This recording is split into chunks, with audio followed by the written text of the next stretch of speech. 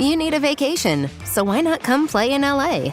Fill your days with fun and let Los Angeles dazzle you with iconic landmarks, epic scenery, and stunning coastlines. And when the sun goes down, it's the perfect place to enjoy world-class dining and nightlife.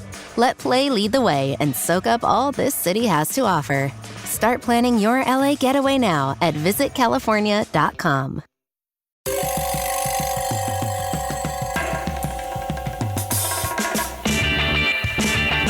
This is Cop Talk, talking crime, cases, and backing the blue.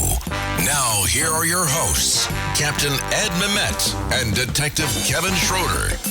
Hello, everyone, and welcome to another episode of Cop Talk. I'm Kevin Schroeder, your host, and I'm here with my co-host, Captain Ed Mehmet. Hello, WABC listeners and YouTube viewers. Here we are again with another interesting guest. So today's guest is John Beatty. John is a 19-year NYPD vet, and he also is an attorney, John Beatty Law.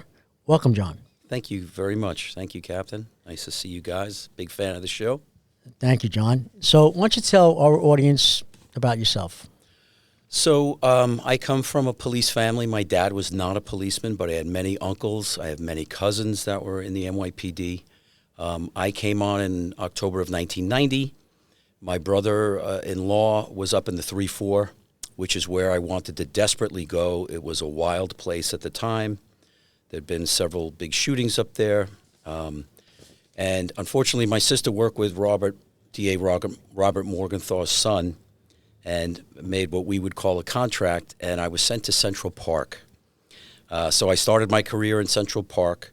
Still, it was a tough place. Stephen McDonald had recently been shot there. The Central Park rape had just occurred the year prior. And I stayed there for 2 years, and I was constantly getting into trouble, going into outside commands, Midtown North, Kevin, where you used to work, up in Harlem, Spanish Harlem. And I was threatened with suspension if I was found outside. Let's just rewind. So what do you mean you were going into Midtown North? What were you doing there? I was going in there looking for arrests. The park was at times a very quiet place. Poaching, okay. Poaching, yes. And so what happened was my post, and I'd heard a prior guest say he had the Museum of Natural History. My post at one time was the Metropolitan Museum, which I loved, right? It was sort of my first exposure to the culture. And I tried to give a ticket to a taxi driver in front of the museum, and he tried to bribe me. And I thought, oh, boy, if I take this, this could be big trouble. So we went through the whole rigmarole, and I brought him back to the precinct, and we got mic'd up, and he tried to bribe me. And as a reward for my not accepting his bribe, I was offered any precinct in the city. They would reassign me to anywhere. And a buddy of mine had just gone to Brooklyn North, to the 8-3 precinct in Bushwick, the 83rd precinct. Now, I grew up in Queens. I was born in Brooklyn, grew up in Woodhaven, Queens, which was kind of a rough and tumble place. The chief of detectives, Joe Kenny, and I went to grammar school together.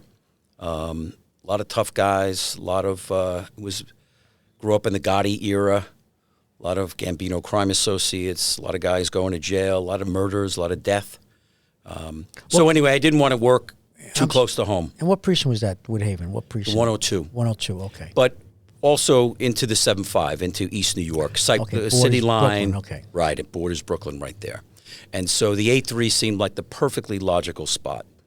And just fast forward, so I was there for a few years, got into anti-crime, running around, young guy for guns and all that kind of stuff. And my mom, at 52, died very suddenly at our home. And just what made it even more tragic was that my brother, who was graduating the police academy, she died on a Saturday, he was graduating that Monday.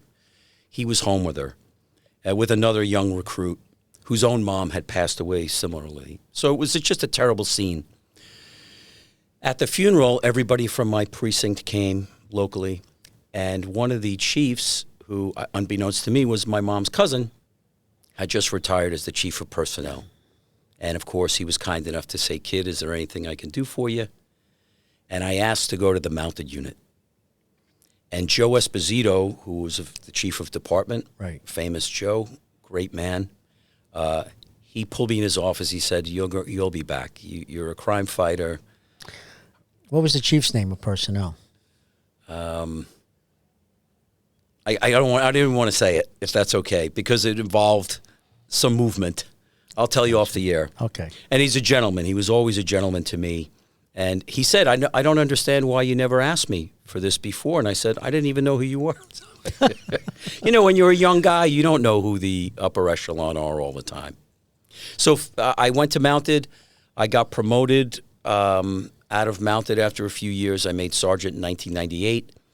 And I actually got back to Brooklyn North at my request. Joe Espo was able to put me back in the 9-0 for 6 months, Williamsburg, and then moved me over back to the 8-3, where I stayed again. I've been transferred in and out of the command 4 times. And just before I retired, I had been passed over for lieutenant a few times. I was injured. I had a few shoulder surgeries. And I thought, well, if I get back as a lieutenant, I'll set the record 5 times. And unfortunately, I was compelled to retire because of the injury. So when did you come on the job? 1990. 90. And when, it's okay. So, and you went up to the rank of sergeant, correct? I was a sergeant, correct. Okay. And then, okay. So you retired. Did you do 20 years? I did 19. Did 19. And, you And went so out injured. what happened was I was trying to stay on. I guess just before 9/11, the year before, I applied and received the sole scholarship to Harvard University. That Commissioner Kelly had gone himself, and they gave one a year. Now I believe, thankfully, they give more than one a year. But I went to Harvard for a year on behalf of the NYPD. And when I returned, I had to work up in OMAP to pay back the scholarship. And I ended up in the commissioner's office, which I believe may have been, it was just before Bernie Kerrick, maybe Commissioner Safer. And I wrote the police commissioner's briefing to the mayor. It was part of my duties, but I wasn't happy. Mm-hmm. And my downfall was that I then wrote 2 op-eds, one in the Post and one in the Daily News, that police were underpaid as a policy matter. I took what I had learned at Harvard and spun it back on them. And that didn't sit well with the police commissioner. So you started in Central Park. Started in the park. Right. And then you wound up finishing your career where? I finished, I guess it was out of the legal bureau. As a sergeant. As a sergeant, as a managing attorney. I came back from Harvard's Kennedy School. I was in the building in police headquarters for maybe a year or so. And this is what I'll talk about later is I was injured off duty. And there was a lawsuit resulting out of that injury. And that's what compelled me then to go to law school. And also the fact that I thought I'd be terminated for writing these articles, that we were underpaid, and that very similar to today. If I put them on the table in front of us, you'd say, "Gosh, when did you write this? Yesterday?" So many people are retiring. The retention problems are horrible. Yeah. Well, Captain. You know, you mentioned 3 commands that I worked in. We must have crossed at one time. I was executive officer of the 9-0 precinct. I was executive officer of the 7-5 precinct, and I know Brooklyn North very well. Yes. So we must have crossed paths. We never met. Correct. Well, probably a good thing for me at the time, right? There would be no need for us to meet. Very good thing from what I understand. Very good thing. No, I was like you. I was a bit of a maverick. So I think we would have gotten along very well. I didn't know him on the job either. Anyway, can you tell us a good PD story? I have so many. I'm one of these guys. I'm no hero. Let's just get that out of the way, you know. But I was young, and you want to change the world. Yeah. I ended up as any cop who worked with really good men and women. I had a great crime team, and for people who don't know, right? Anti-crime team, right? Plain the clothes. Anti-crime is when you wear plain clothes, and in theory, you drive around in an unmarked car that everybody knows what it is, and you try to catch bad guys by surprise. Yeah. And And today they call it, I think, what do they call it? Public Anti-crime. safety. It's Public the public safety. safety. They But wear I think- khakis, and it's, Is that what they it's very do? nice. Half in Yes. the uniform, whatever. I was in Midtown North Anti-Crime. Not to jump in here. What we used to do is Anti-Crime Midtown North. We weren't just answering radio runs and backing up everyone, which we did as well. Right. But we were following pickpockets. We were making pickpocket, arrests. Absolutely. Out and out robberies. I mean, it'd just be amazing. Back in the late '80s, early '90s, what was going on in Midtown in regards to pickpockets as well as the robberies. Yes. Street robberies, and that's what we used to do. I mean, so not putting anybody down today because they do what they do. It's a different time, but to me, that was anti-crime, which was They are now I still think they call it rocking and public rolling safety. out there. I don't think it gets a lot of publicity. We've come to a point now, and we can hash this out. But also when I was in Mounted can be a very effective unit. I mean, they're very well trained. We really, I think, could bring a lot of these demonstrations not to a close. I'm a lawyer. I believe in the Constitution. People have an absolute right to protest. Taking over bridges, taking over streets, disrupting communities, causing damage, wreaking havoc, that's another story. Right. But the job, historically, has always been very reticent to utilize Mounted. They have us parked 10 blocks away, out of sight. The chiefs would never call us in. Even when officers were getting injured, doing hand-to-hand battle, it made no sense. Sometimes even the fear of a horse, at least controlled, right? That you could utilize it to reduce officer injuries and injuries to people in the crowd, if they know that things are not going to be allowed to get out of hand. Well, Curtis Leawood talks about it constantly, and I remember the early on my early time in the career. 1962, it was 1961. The UN General Assembly was riotous. That's when Khrushchev came, Castro came. Yep. And Mounted was out there, and they did a phenomenal job. And that was my first exposure to Mounted. I always wanted to go to Mounted, and I wound up becoming a detective instead. As the captain said, Curtis talks about a lot on his show in regards to Mounted. We're not utilizing Mounted like they should be. But we've been saying it, and I've been saying it here on the show from day one as well, when all these ridiculous protests were happening. Where is Mounted? They're nowhere to be seen, nowhere to be found. They're there. They got them a few blocks away. They're ready to go. That's what they do. Disperse the crowd. That's what they do. But they didn't use them. Doing the BLM. The unit, et cetera. when I got there, the reason it was such a big deal was there were probably thousands of applications. It was one of the places people really wanted to go. What troop were you in? I began on 42nd. And Troop B. Troop B, 42nd and 12th, back in the old days when it was still a busy place. No gorgeous condominium complexes. It was the piers, right? Yeah. Rough and tumble. And then I served in Tribeca. And then Is that Troop A down there? Troop A by the Troop A, first correct. precinct? And then Okay. Troop G, which was in the 102 precinct for a short time until they got rid of it. Okay. And I made some arrests. I was an active Mounted guy. I love that. But going back to a police story, there's somebody I'd like to give a shout out to. Is in crime, we went to what came over as a burglary call, Bushwick Avenue, and it was just myself and another officer, Patrick Rodrigo, and Patty became a sergeant. Tough guys, and Pat Rodrigo and his partner for a long time, Izzy Arroyo, were two of the best gun guys that I've in the police jargon. There's some people who have a real talent. Yep. And in any event, we go into the house, and I open the door, and there's a guy with a gun. Two senior citizens clearly had been thrown down a flight of stairs. Most of the houses are these railroad apartments, right?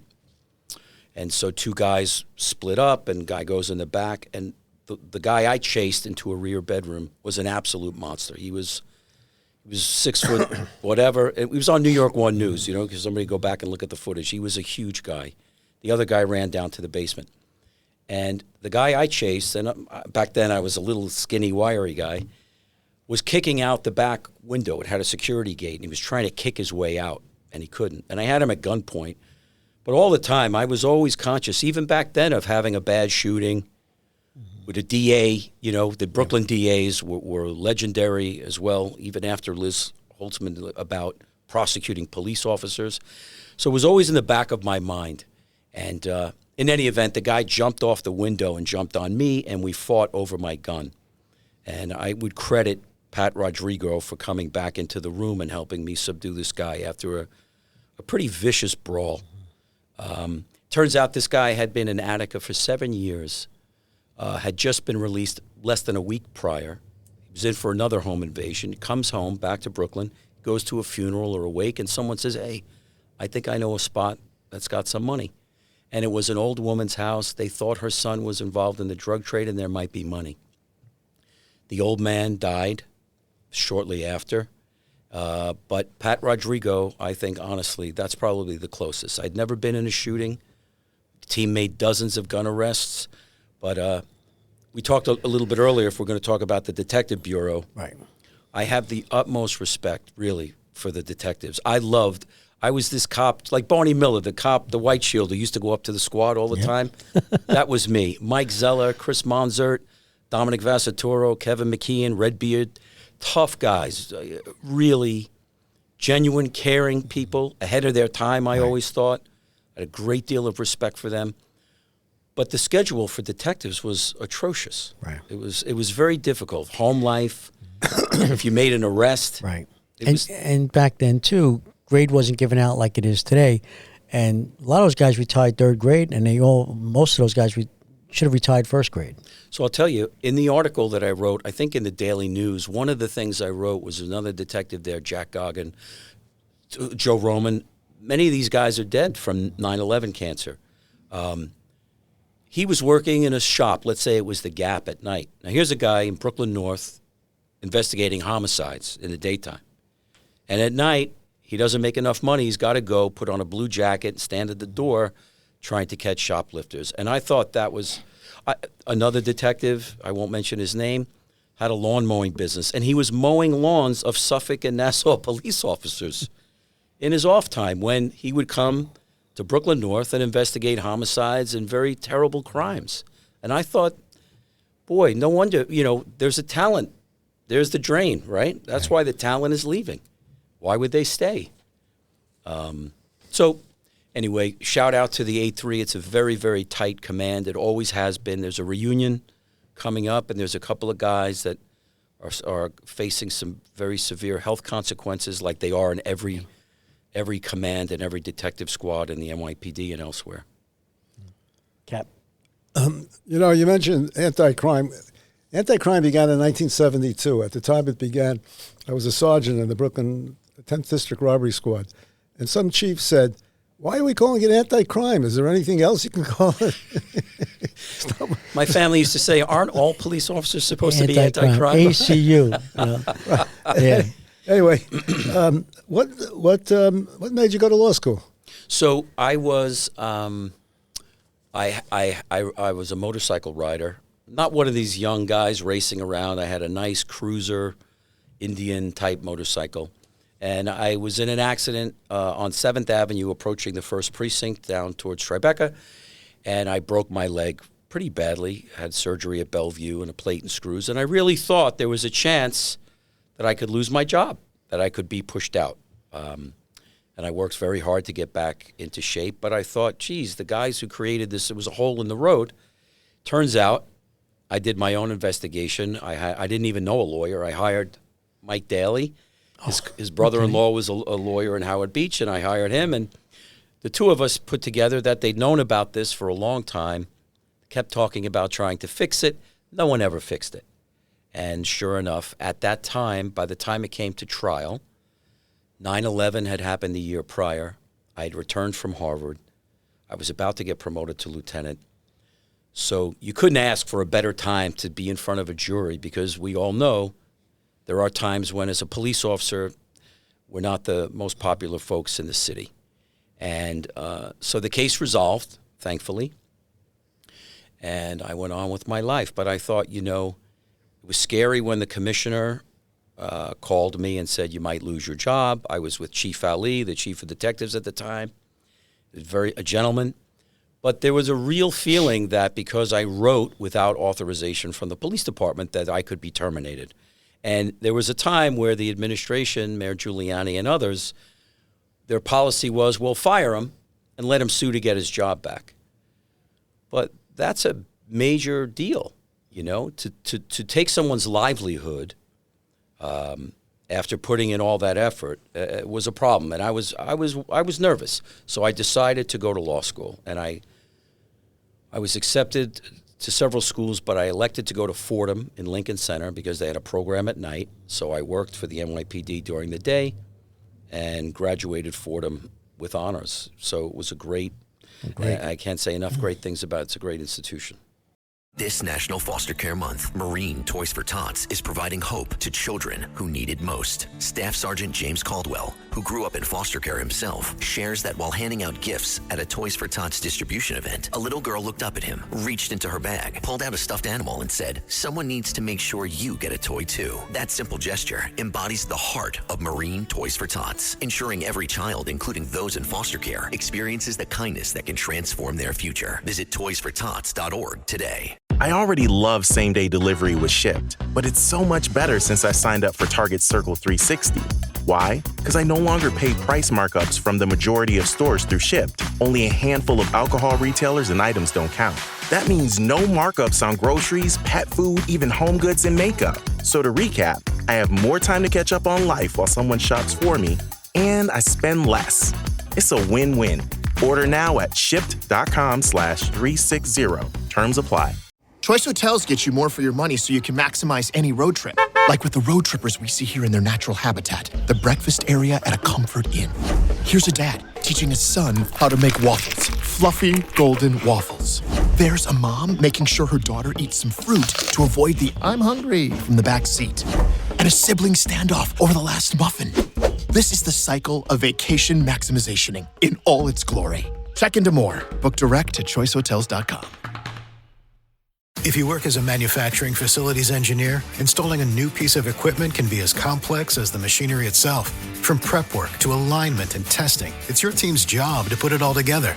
That's why it's good to have Grainger on your side. With industrial-grade products and next-day delivery, Grainger helps ensure you have everything you need close at hand through every step of the installation. Call 1-800-GRAINGER, click Grainger.com, or just stop by. Grainger, for the ones who get it done. John, can you talk about some trial cases you have ongoing or past you'd like to speak about? So my practice, I think, always lends itself to personal injury, right? That's all I do. And a large part of my practice, though I do no advertising, right, is the police universe. Not just active officers, retired officers and their families. I've helped detectives' mothers and brothers and sisters and lieutenants and chiefs and some very high, well-known people in our city. But I wouldn't you'll never see me say, I represented, right? I have a moral and ethical obligation not to disclose that sort of stuff. But so I represent now the police. The detectives union asked me to assist with the family of a retired NYPD, the NYPD DEA. DEA at the time. They great credit to the DEA, to Scott and to his predecessors and all of his board. Some of whom I worked with in Brooklyn North on the street. All great guys and gals. They now have a woman up in the Bronx. She's fantastic.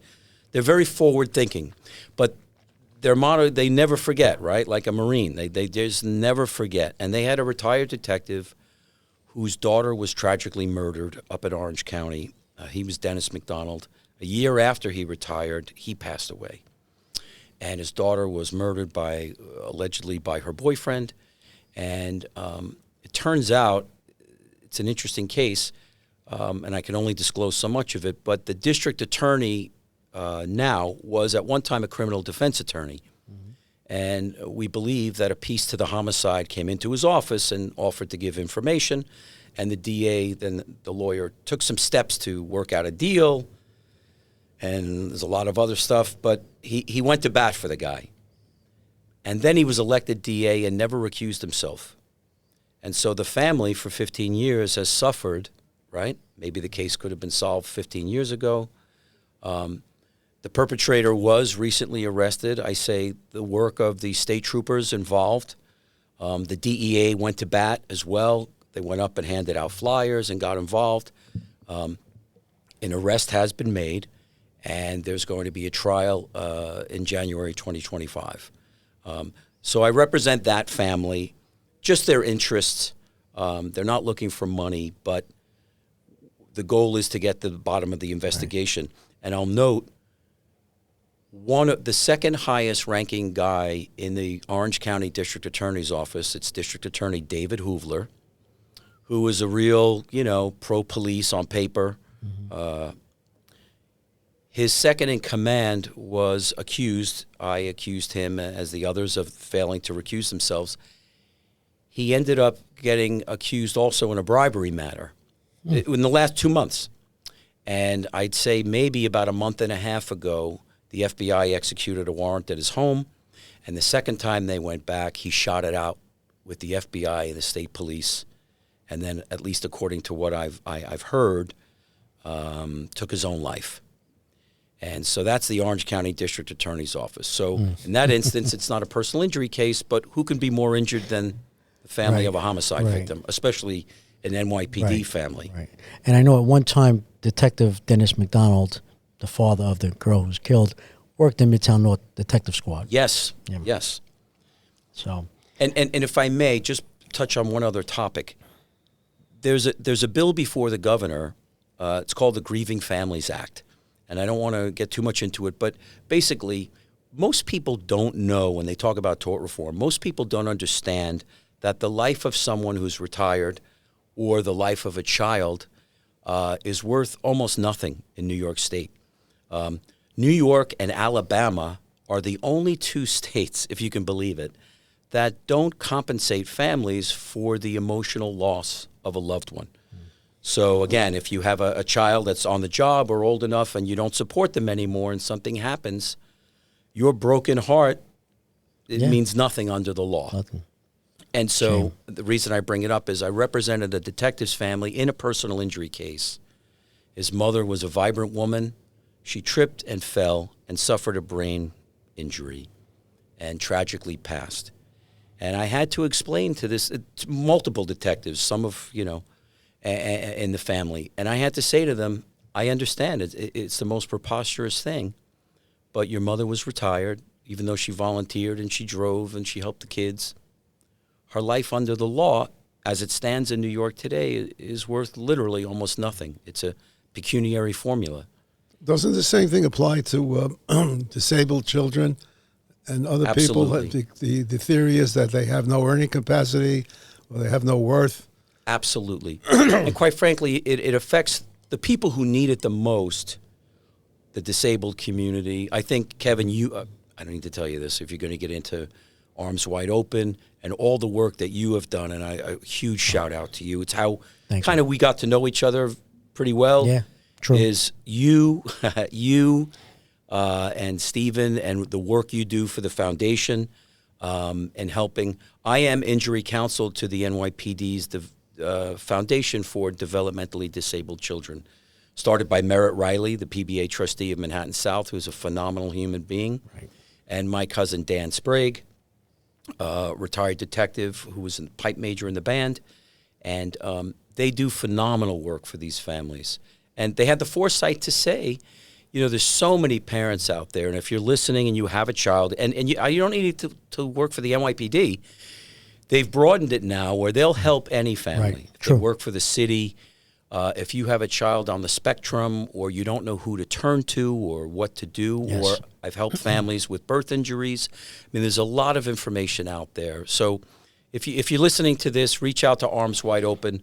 But Kevin has personally helped raise millions and millions of dollars for them. We have our annual event coming up soon, December 20th at the Mandarin Hotel, Stevie Van Zandt's Little Stevens Policeman's Ball, which half the donations go to With Arms Wide Open and also the DEA Widows and Children. Right. And this will be our 10th year, actually, and in almost 10 years, we've raised over $2 million. It's unbelievable. So Stevie's been great, pro-law enforcement, military, he's been great. I break his shoes on other things, but as far as law he's enforcement, an amazing he's guy, great. really. No, he's great. He's great. If you've seen him in the 60 Minutes interview, and he's really a Renaissance he was just nominated man. for a Grammy for that, documentary. I just read that. Yeah. But he's such a neat guy. I've only met him, one time.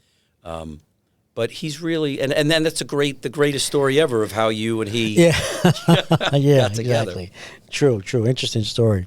So, John, you do a lot of other work with other police unions as well, besides do. the DEA? Formally, I say formally, I don't, meaning I don't represent that I work for the union.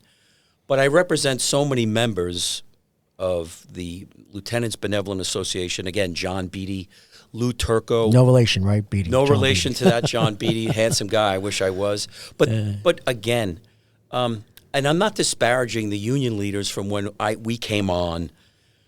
But even the profession itself has advanced, as it should. Yeah. And our labor leaders have advanced, and they seek to provide information to their members. They're open. I know them personally. Scott Monroe, of course, the president of the Great DEA. guy, Scott. Yep. Lou and John, I've had discussions with. Their openness to helping their members is what the union is supposed to be about. I mean, they have a lot of stuff to deal with day to day in this political climate, but the fact that they would go the extra mile, and they do, for the guys and gals, it impresses me. Whether they utilize my services or not, it's just something that I love. And as a cop who didn't have information once when I really needed it and felt like I had nowhere to turn, I would be proud. I'm part of the SBA as a retired guy, but both of those unions are phenomenal and at the forefront of what they do. Now, are you licensed in any other states, practicing law anywhere else? I'm licensed in Massachusetts, so I spent a lot of time up in Massachusetts after Harvard. I go back up there. And if I could just double back a quick story. When my mother died, I was in Boston. We had planned to go to the St. Patrick's Day Parade one year, and it was snowed out. And so my hotel voucher expired the following March. I went up with a friend, and while I was there, my mom passed away. And once when I was on the desk in the A3, a police officer from Puerto Rico came in and goes, I don't know what I'm doing here, but my dad just died in PR. Can you guys help me out? And I get a little upset about it, but we took him lights and sirens, got him on a plane, got him home. And when I was in Boston, young guys came to my hotel room, but it was 10 o'clock at night. No trains, no planes, no buses, nothing. They came back the next morning, took me to the airport, got me on the plane. I had my weapon. In those days, you could still do it. John Boyle is his name. And John is a friend of mine for 30 years now. Came to my wedding in California. Just to talk about the police universe. True. It's some really good human It beings. is. It's the same worldwide. I've been in Australia, New Zealand. Same thing. You'd think you were back in New York City. It's unbelievable. The concept is the same. And they came here. I brought them here. They brought money for 9/11. I mean, it's always been a reciprocal relationship.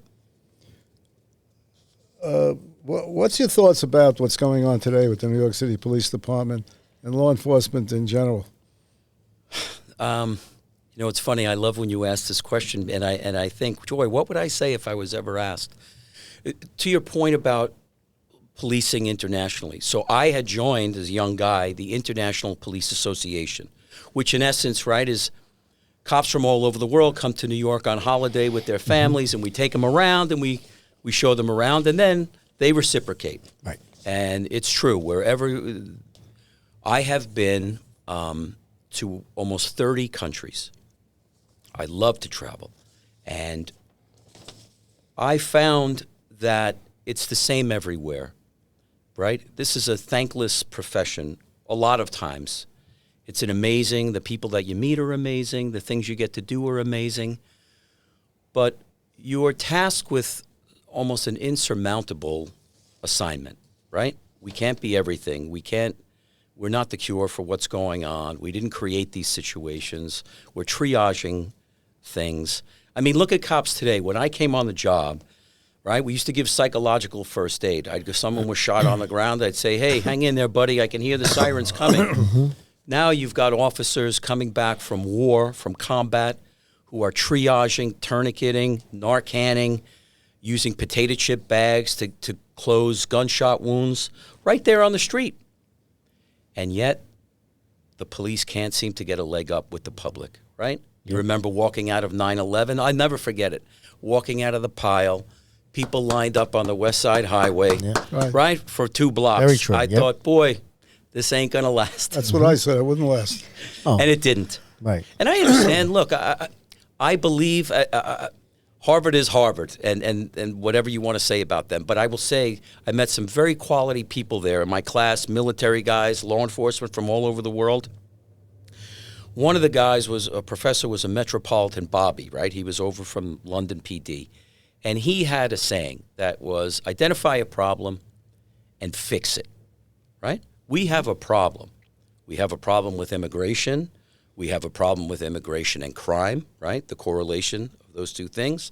I have people that have been injured here in the city that call me and say, oh, I was run over by a bicycle. I was hit by this. There's no means of recovery because there's no means. I've talked to detectives. What about we don't even know who this guy is, right? He's got 7 IDs. And talking about traveling all over the world, I love people. We all do, right? I love chatting. There's not a country once that I went to where I didn't have to produce my identification, where I wasn't subject to some sort of, hey, who are you? What are you doing here? Right. I was in Argentina for an extended period of time. My wife and I had to take a ferry over to Uruguay so that our visa would not have expired, and we got our paper stamped and then went back and extended our visa.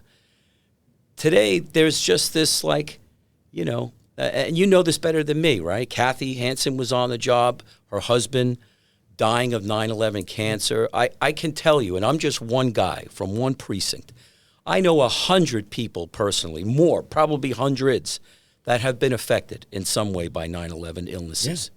Yeah. And they're either turned down, right? They haven't elected to identify their diagnosis as being covered. And here we are, even the concept of saying, well, let's give these people just cash without any sort of baseline of what they're going to do with it.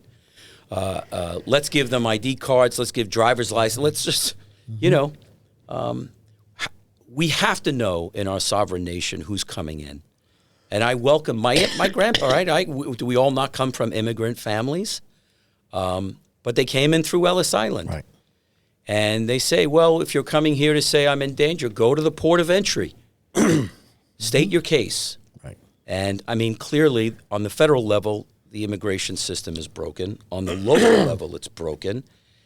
And I don't know what to do. If I was a young officer today, I think it's even harder. And every generation can look back and say, gee, like you were talking, right? There were the BLA shootings in the 9th Precinct. There were a lot of the FALN. There's always been bad things. And tragically, there's always been police officers putting their lives on the line and losing their lives. Right. And today, I just feel like something's got to give. Something has to give. Speaking about 9/11, we speak about it all the time on this podcast. Someone, first responder dies from 9/11 illnesses. Their family has to fight for the benefits they deserve. But climb over the wall, you get whatever you want. I mean, where's the justice there? Yeah, I mean, look, these are complex issues, right? So I knew a Navy guy who was dealing with pirates outside Somalia. And he'd say, boy, things in Somalia got to be pretty bad if you're willing to jump on one of these rickety boats and try to attack a ship that probably has some now security personnel, post-military guys on it. And the places that these people are coming from, right, they're coming here because they want a better deal. Most decent, good people, right? But if you can't discern, we've got, we have a gang unit. The NYPD's got phenomenal intel, right? We know that they're coming in gangs. We know that they're doing these are not just one-off street robberies, which in and of themselves are terrible. These are organized fraud rings. We're signing deeds to houses, right? We're taking houses from senior citizens fraudulently. There are armed robberies. I mean, there's a lack of fear of the police. There's a lack of respect for police. The assault in Times Square. I mean, I bring my children to Times Square periodically to see a show or something. Times Square has gone. We're sliding back. I mean, we've slid back. Absolutely. And now there's that sort of feckless, like, I don't care. I don't even think they care because when I walk through, they must know that I'm, because I won't back down and I stand up to them. And there's just an attitude, sort of a sense of lawlessness. And as an attorney, I believe in the rule of law. We have to, for everyone. I just got back from Ireland. I didn't just walk in. You stop, you pay a little money, and you show your papers. I mean, I know you had somebody from the Superior Office Council from Nassau and Suffolk. Right. He said it's the craziest thing. I just went to vote in the presidential election in my town, and I had my driver's license. The lady says, "You don't need that." I go, "What do you? I would need this to buy a pack of cigarettes, right? It's bananas." Very true. Hey, guys, have you heard of Goldbelly? It's this amazing site where they ship the most iconic, famous foods from restaurants across the country, anywhere, nationwide. I've never found a more perfect gift than food. They ship Chicago deep dish pizza, New York bagels, Maine lobster rolls, and even Ina Garten's famous cakes. So if you're looking for a gift for the food lover in your life, head to goldbelly.com and get 20% off your first order with promo code GIFT. Home means something different to everyone. But with Rocket Mortgage, home can mean even more. It can mean a college education, taming your high-interest debt, even a renovation. We've made it easier than ever to use your home equity. That home you worked so hard for, now it can work hard for you. Call 800-4ROCKET or visit rocket.com to find out more. Rocket Mortgage, LLC, licensed in all 50 states, NMLSconsumeraccess.org, number 3030. Jack, as a lawyer, I wanted to ask you this question. Trump says that he's going to conduct mass deportations. Now, that's a big thing. I don't know how he's going to do it. But do you think that the local police can be deputized as ICE agents and assist in helping get rid of these illegals, especially the criminals? Because we know that eventually they come in contact with the police for various reasons. Traffic violation, criminal matter, aided case, for various reasons. What's your thought on that? Well, first, I throw a caveat out, right? I'm not an immigration attorney. I'm not a criminal defense attorney. Again, it's a complex issue. Number one, I don't know that, I guess in theory they could be deputized. That's been done before, right? We have officers working with federal... The Joint Task Forces. Joint Task Forces. And at some point, I'd like to just tell an anecdote about that, too. But I don't know. I mean, number one, I don't think our system can handle it, right? Who knows how many are even here? And there's a lot of, whether it's the ACLU or whoever it is, that would step up and say, well, we're not tasked with that. It's not supposed to be our job. And quite frankly, if you know anything about how the NYPD operates today, they're so understaffed. You've got detectives, again, or even patrol officers going out, doing their jobs, and then being mandated to go stand on a subway platform for 4 hours, whether they need to get home or not get home. I know overtime has been talked about on your show, but it's the same thing. I joked in one of the op-eds I wrote that they should replace the doors. They had just put in new doors on police headquarters. They were revolving. They should just rip them out to make it easier for there were so many retirees running away from the NYPD. I don't think they can handle it. I honestly don't think that the NYPD has the manpower to handle it. And logistically, it's just it's like a non-starter. Well, the feds could pay the overtime.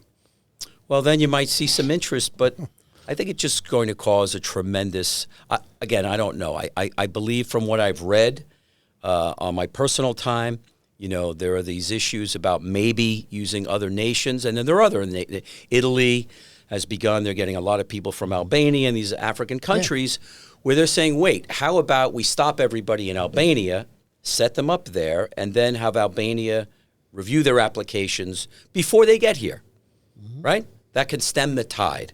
But this just opening the doors, I mean, you don't need to be a rocket scientist to understand, or a policy wonk, to say that that's an impossible thing, to bring tens or hundreds of thousands of people from another country into our sovereign nation without any sort of oversight.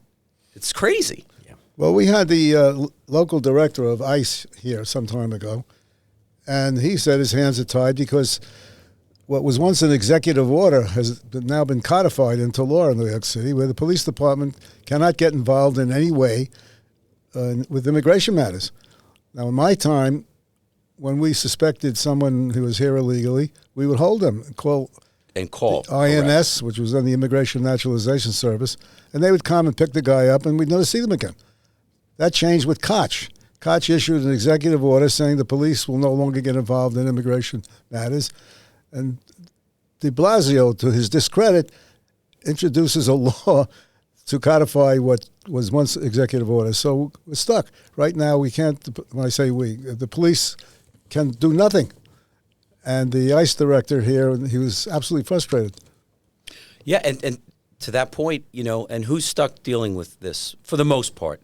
Police officers on the street and the citizens of New York who have to either be accosted or are victimized by the crimes committed. And again, I make it clear, we all know that not every person who's come to this country, whether they overstay a visa or they walk through when the gates were open, are coming here to commit crimes intentionally. They're coming here for a better life. But there are so many that were criminals in their country, right, as the president has announced repeatedly, whether they were released from hospitals for various reasons or they have – look, again, do you need to be a cop to walk around New York City and see the result of mental illness and people not being able to be hospitalized or get the treatment? I can only say I don't have the answers, but I do know one answer is that the answers that they've come up with so far are not working. Yeah. Why don't you run against D.A. Bragg? We'll start the campaign today. A friend of mine from law school, his sister ran against Bragg. I think she was even more to the left of the district attorney. Oh. Look, I have my own problem with DAs, not just because of the case I'm working on now, but DAs want wins, right? They want a prosecutable case that they are almost guaranteed to get a victory so they can go off and brag about it, no pun intended.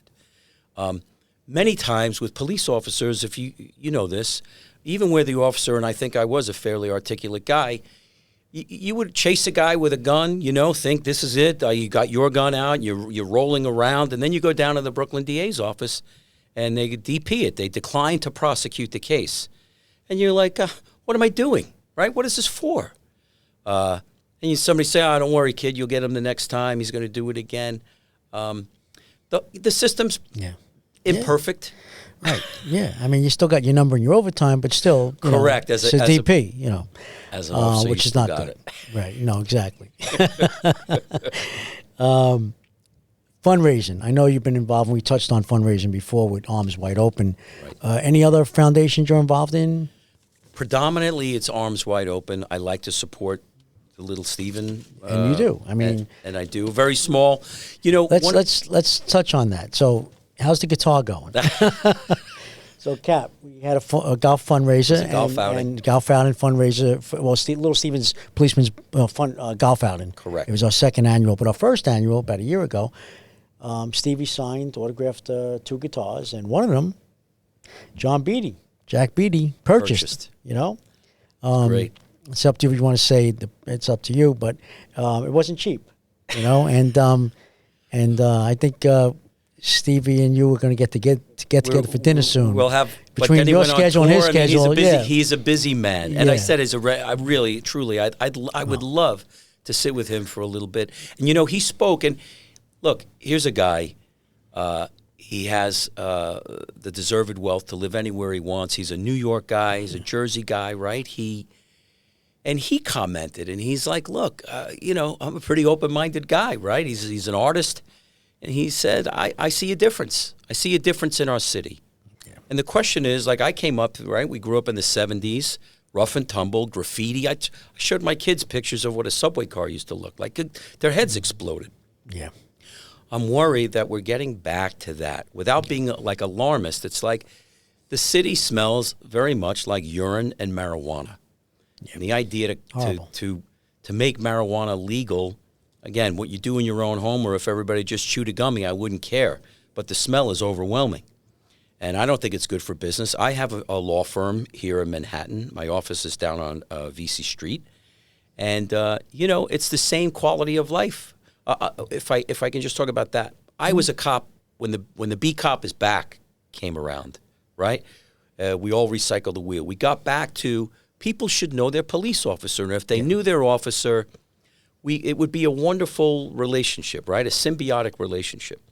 And I was a cop on the beat in Bushwick. I got an award, actually, from Commissioner Kelly, a savings bond. I couldn't believe the police department would give money. Really? But I got like a Community Cop of the Year award. And it wasn't just me. Maybe they gave one in every command or every borough at headquarters. Was that the CPOP program? It was the CPOP program. Community CPOP Police is on back. Patrol. Right. Right. Community Policing on Patrol. Right. And I was the first, Commissioner Bratton, or maybe it was Ray Kelly, who brought the 9mm. Bratton, and a guy in my command didn't pass the test, and then I was second in the queue to get it, and I got a 9, and I was out there walking around, and I loved it. And anybody listening from the A3 would know, like, I called for help a lot of times. But the people, here's what people forget. They would say, why are you enforcing this law, Beattie? We drink on the steps, so we do this, and what's acceptable, right, or what would have been in that community, or people would have you believe should be. The working people get up every day and they go to their jobs and they want to come home to a safe, decent place, and they're deserving of that. And what people forget is we've gotten a little too far, again, getting into the Constitution. Criminals, yes, everybody. The defendant's chair is the loneliest chair in the world, right? Ask Daniel Perry. But we've forgotten about victims and potential victims. And so all the decent people, the only thing I can say is, please, you have to get out and vote. We're not voting. And that's why the city council is the city council. And it's why Bragg may get reelected. It's because we need people, good people, to get out and say, we can't continue this way. We simply can't. It's horrible. And like you mentioned, Times Square, which was a mess, and then under Giuliani, the NYPD cleaned it up. Under Giuliani, NYPD cleaned it up, and now it's going back to the way it was. I mean, it's a shame. Times Square is a mess. And I wrote in one of those articles again, talking about Joe Espo. He used to say all of his cops in the department were his grunts, and they were frontline guys. And I don't care who, Jack Maple, to all his credit, anybody who created these policies. Someone has to put those policies. Someone's got to go out and put their hands on people and get dirty. And it's a dirty job. It can be. And you talk about the asphyxiation. Again, do you need to be an attorney to say, this is bananas? How can you how can you subdue someone who doesn't want to be subdued? By the way, I mean, what would you think when you were cops? If a guy is going to stand up to me and I'm standing there and I represent authority and I've got a firearm, you're in uniform. It's like this dude's going to take me on. Who knows what he's capable of? Right. And all of these cases, if I can just point out, you know this already, every single case involves someone who was non-compliant across the country. Absolutely. If we can get the message out that says, look, okay, if you feel the cop is overstepping his bounds or you are in the right? We were told this years ago. Just put your hands behind your back. Now, I know it's an imperfect system, and there's a ton of people who might say that that's... At that moment, comply. And they have... 3/4 of these problems will not happen. Correct. They won't exist. 90% probably. Probably 90%. But if you want to take off in a car at 100 miles an hour through Ozone Park or St. Anne's in the Bronx, right? Yeah. I mean, can that be tolerated? And then the cops are at fault for chasing and trying to terminate the... So the perp already resisted arrest. So when you catch him or her, game on. I mean, he's not going to say, okay, I give up. I mean, that's TV. This is reality. Literally, I would think to myself and be like, boy, what is this guy running from? Why won't he just turn the car off? Yeah. And you have to think it's because he's worried about and he's not going to go back, or she. Right, true. Cap? How can our listeners and viewers contact you? So if you just Google John Beatty, Beatty, like Warren Beatty, if you just Google John Beatty attorney, I think my firm comes right up. It's John Beatty Law, PLLC. But if you just type in John Beatty or NYPD, John Beatty attorney, My website comes right up, and you'll see some of what I've done. And my cases are limited. I don't do 9/11 work at all. If you're a police officer injured in the line of duty, and I don't know how much time we have, but I just wanted to bring up one thing I am looking into on behalf of officers is Mayor Bloomberg began this green initiative, which was then continued by his successors, including Mayor de Blasio. And as part of the green initiative, they started buying all of these hybrid or electric vehicles, which is, okay, fine, great. Give them to the buildings department, give them to, the Department of Finance. What they've done is they've given them to police officers now. And they doctored them up. They put a light rack on top. They put a computer and unpadded things in the console. They're not police cars. They're not manufactured to be police cars. They're not put into the stream of commerce to be police cars.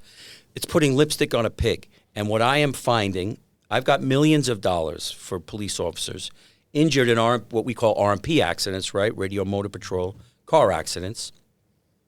Because they are in vehicles that, say, for instance, Ford. Ford has a police car lineup. They sell police cars to municipalities. The city of New York, in its infinite wisdom, has gone around that to buy green vehicles. And police officers are getting very, very seriously injured. And they don't even know that they're in a car that's not supposed to be a police car, right? So that's something I'm working with the unions on, getting that message out. Yeah. And hopefully, getting the NYPD to take another look and say, well, maybe this isn't a great idea. How can we save resources in another area? How can we use, I had an officer involved. She was hit in a hybrid vehicle, T-boned by a garbage truck. I mean, she had catastrophic injuries. Wow. And I got her almost, I think it was $4 million. I mean, and I've got cases now. I have multiple officers injured in separate accidents. And the Ford Mustang is a new, goes 0 to 60 in 2 seconds. Yeah.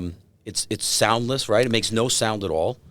And these cops are getting hurt. It's a terrible thing. Now, these injured police officers we're talking about, are they coming through the union to you, or they're coming by I think themselves? they'll Google, I have information on my website about this.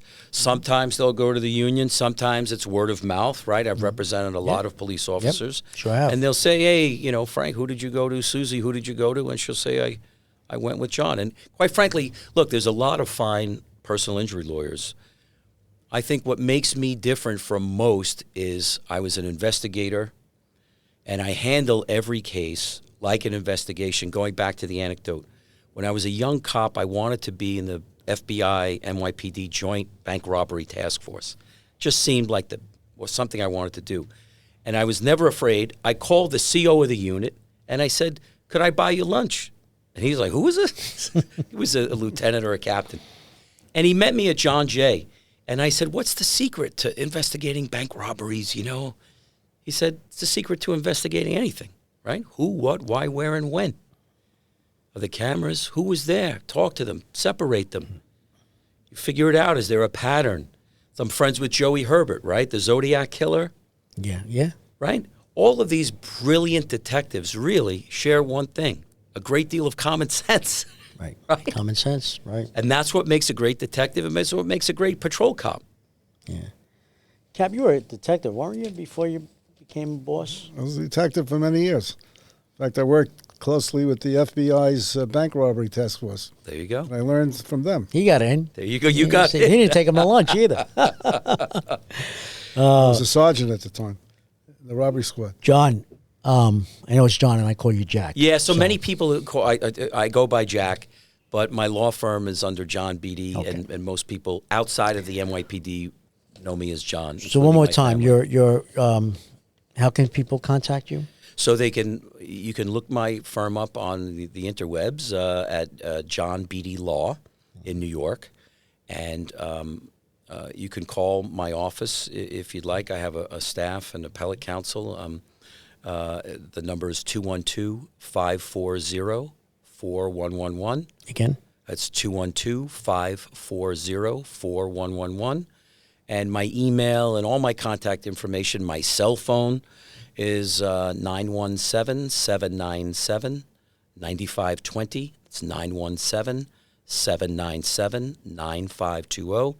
And the reason people say you're crazy, you give your cell phone number out, I do. Because, right, just like the NYPD, this is a 24/7 operation. I've gone to ERs when cops got hurt. I've gone to their homes or hospitals the day after when they call. It's a boots on the ground kind of thing. And I think that's the key really to my success has been getting out there right away, right? What scene can you go to a week later and if you really want to preserve evidence and find witnesses? True. It's something that's got to happen right away. True. Yep. Well, I think this has been a great interview. Thank you very much. I'm very impressed with your background and your service to the community. Well, thank I'm sure you. Kevin is too. And hopefully you'll get things done that have to be done. Yeah, I hope so. It's and nice. I thank you both, it's been really, I listen to the show all the time. I love you guys. You do a great job. And I just want to say a shout out to my wife, Whitney, and my children. Of course. Who allow me to work so hard for other people. And they appreciate what I do, and I appreciate them. And, of course, I appreciate you guys. Thank you. John, Jack, but we'll say John for the record. Jack, whatever is what they John, you've always been there for law enforcement. You've always been there for anything I personally asked you for in regards to getting involved with any fundraiser, whether it be Stevie Van Zandt or Arms Wide Open or Widows and Children or anything. You've always been there, always a step ahead. So I personally thank you for that. So does Stevie. Thank you for that as well. Yeah, thank you. And, and we appreciate you being here today. I know you're a busy trial attorney, so hopefully everyone out there who listened today, they wrote down your name and your number, and if they, God forbid, they do need something, you're the man. No one ever thinks they will, but then you never know. Doesn't stop exactly. ringing. It's always good to have a good person. Thank Absolutely. you. But thank you, John, again for you. Everyone, John Beatty, I call him Jack, but it's John Beatty Law. If you need anything in regards to personal injury or maybe even some advice, feel free to give him a call. Absolutely. He's always there to help. Believe me when I tell you. At this time, I'd like to thank everyone for listening. If you like what you hear, you could subscribe to Cop Talk. And if you want to follow us on X, it's at Cop Talk WABC. That's at Cop Talk WABC. Captain? As Kevin usually forgets to say, we're also on YouTube. At this time, God bless you. God bless law enforcement throughout the world. And God bless America. Till next time, be safe out there. Thank you.